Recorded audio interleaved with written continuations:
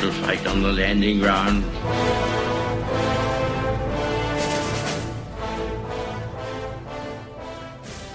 Thank you for joining us. You are listening to A Radio, and this is The Morning Moment. Please click on the follow button on Spreaker.com. Today I am featuring a clip from a video that you can find online, and I will put a link to the full video. It's about 15 minutes long, but I urge you to watch this. It should open your eyes to what is really going on our border with the United States, and I want to pose two questions among many. The first is, why are some, and I say some, of these refugees speaking French? Strange, don't you think? And just as important, where is the support from the federal government to protect our border? And just as importantly, our citizens in these small, overrun towns. It kind of smells, doesn't it? I guess one of the things that we want to talk about here today is Justin Trudeau was in Winnipeg last week, and he made some mention about the increased border security and security in the town of Emerson. That's where we are today. And we're just wondering, basically if you can tell Canadians, because we know the mainstream media won't really tell Canadians the truth, but if you can tell us, about anything you've seen, new developments with increased security around the border town, some of the concerns that the people of Emerson have here with regards to the migrants or refugees crossing the border, and just basically, I guess, a general feel, towards the Trudeau Liberals on this situation, that's now showing up on Canadian soil. Yeah, Trudeau, he says a lot. He doesn't do a lot. For example, he says that he's beefed up security here. The only security we have here is citizens and police and fire hall. And it's our local guys that are doing all the work. We haven't had any extra security or anything brought in. So when you mention the local guys, doing the security, so are you telling us that, it's almost like a neighborhood watch along the Canadian-U.S. border, Exactly. Watching for refugees? It's a neighborhood watch that are keeping out so that people aren't getting woken up at 2, 3, 4 in the morning with people peeking through your windows and banging on your doors. So as a community, they got together and they decided, okay, well, we'll take turns going out and making sure the community's safe and that people aren't getting woken up by strangers at all hours of the night.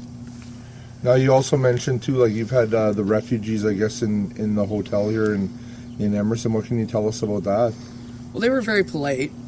It was kind of interesting for us because they spoke French, so we weren't expecting that at all, because normally when you think of that nationality, you don't think of French right away. But they seemed very decent. They weren't dressed for the weather. They definitely don't know what they're walking into.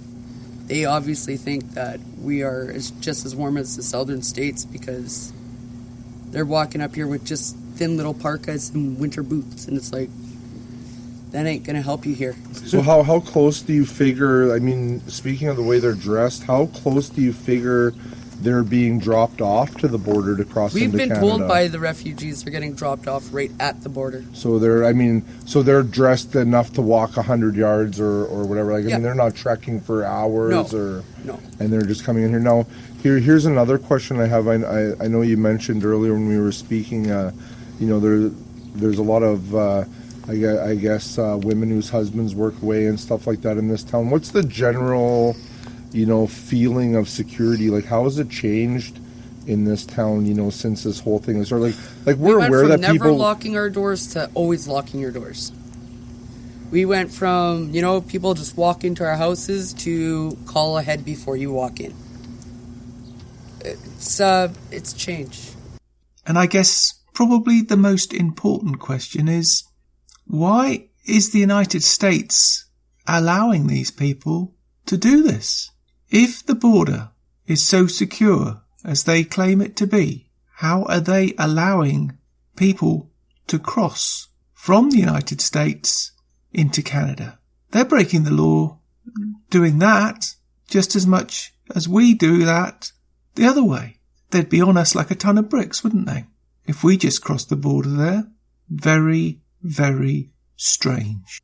You can find more at aradio.wordpress.com. I am very pleased to announce that thanks to you for following us on Spreaker.com, that A Radio can now be found on iTunes under A Radio. Thank you, everyone. And I'm on Twitter at A Radio Canada. I'm also on Facebook at A Radio Canada.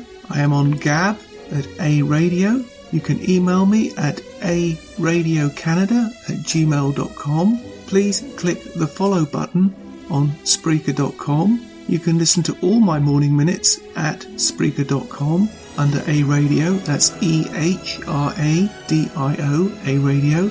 And please click on the like button. And you can also find all my podcasts and morning minutes at aradio.wordpress.com. And click on the Morning Minutes tab.